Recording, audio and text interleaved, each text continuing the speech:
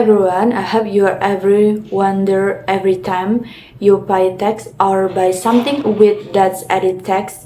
Where does that money actually go? Today we are going to talk about fiscal policy, who that's government costs money, who it sip it, and who that's and sip that's economy and your day life. Let's get started. Oke, kita mulai dari dasarnya dulu. Kebijakan fiskal adalah kebijakan pemerintah dalam mengatur penerimaan dan pengeluaran negara untuk mempengaruhi kondisi perekonomian. Sederhananya gini, pemerintah punya dua alat utama, yaitu penerimaan. Ini berasal dari pajak penghasilan, pajak pertambahan nilai atau PPN, pajak bumi dan bangunan, bea cukai, dan masih banyak lagi. Semua ini masuk ke kas negara yang kita kenal sebagai APBN, Anggaran Pendapatan dan Belanja Negara.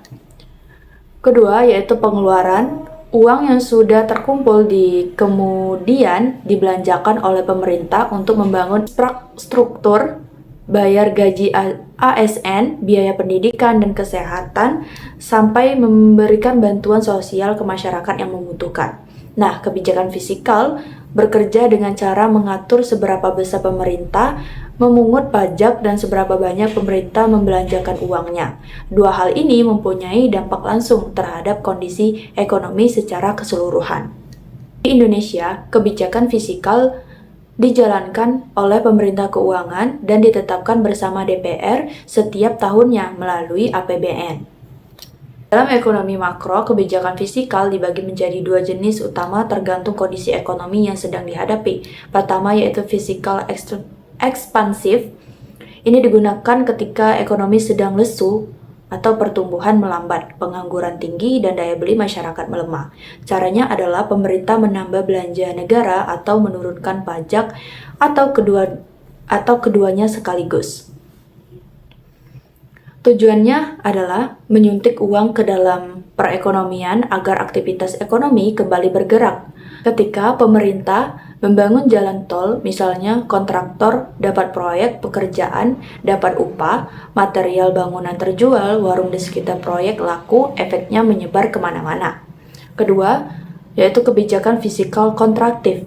Ini sebaliknya, digunakan ketika ekonomi terlalu panas, inflasi tinggi, permintaan jauh melebihi pasokan. Caranya adalah pemerintah memotong belanja atau menaikkan pajak untuk menyetok kelebihan uang yang beredar di masyarakat.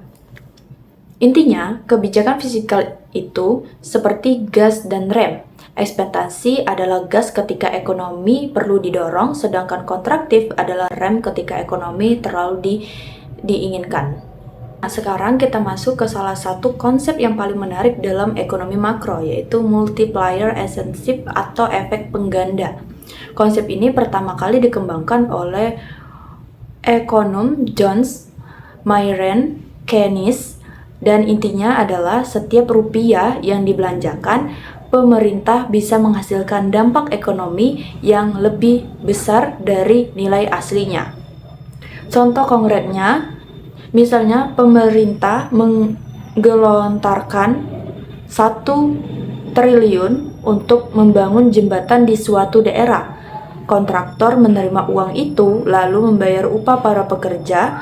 Pekerja itu kemudian menggunakan upahnya untuk belanja kebutuhan sehari-hari, beli makan, bayar kontrakan, beli pakaian. Pedagang yang menerima uang itu lalu kulakan lagi, dan seterusnya. Satu pemerintah berputar berkali-kali di dalam ekonomi dan setiap putarannya menciptakan nilai tambah baru. Besarnya efek penggandaan ini tergantung pada apa yang disebut marginal propensity to consumption atau MPC, yaitu seberapa besar proporsi pendapatan tambahan yang digunakan masyarakat untuk konsumsi. Rumusnya yaitu multiplier sama dengan 1 dibagi dalam kurung 1 dikurang MPC.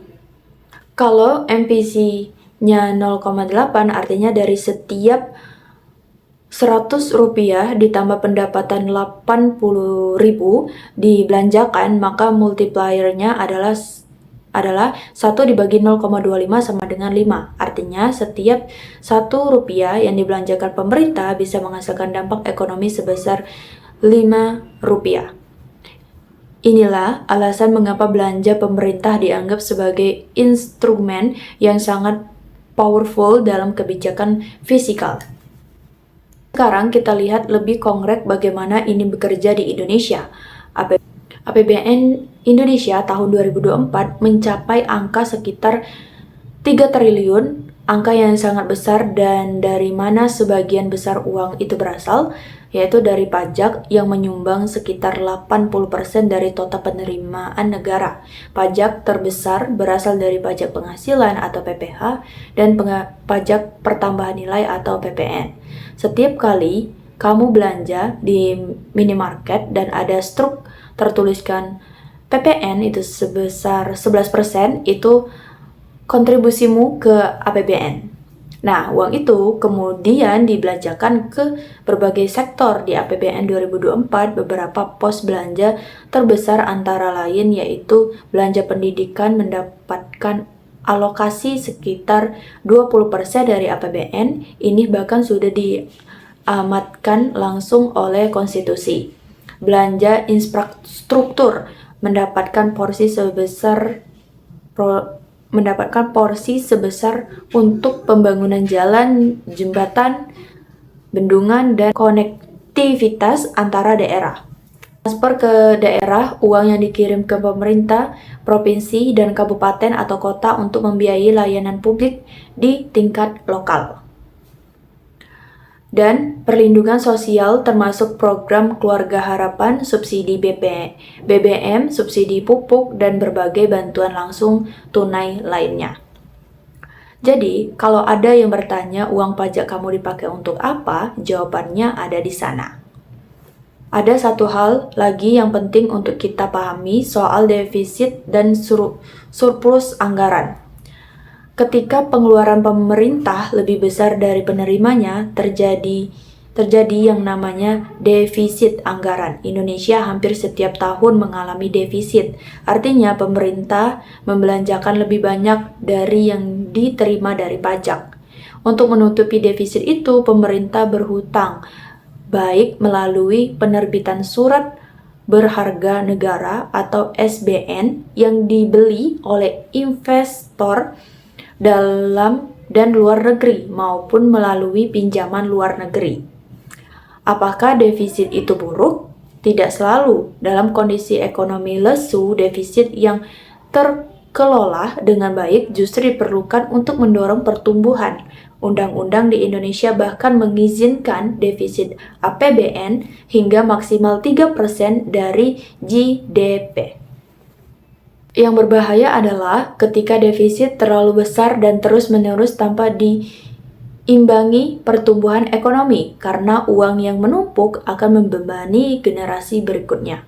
Baliknya, surplus anggaran terjadi ketika penerima lebih besar dari pengeluaran. Ini jarang terjadi, tapi Indonesia sempat mencatatkan surplus di tahun 2022, salah satunya karena lonjakan penerimaan dari komoditas seperti batu bara dan sawit yang harganya melonjak di pasar global. Oke, terakhir, mari kita kaitkan semua ini dengan kehidupan sehari-hari. Kebijakan fiskal itu bukan sesuatu yang jauh dan abstrak. Kamu merasakannya setiap hari, meski mungkin tidak menyadarinya. Jika harga BBM disubsidi dan tidak naik terlalu drastis, itu kebijakan fiskal. Ketika kamu atau adikmu dapat beasiswa KIP, kuliah, itu kebijakan fiskal.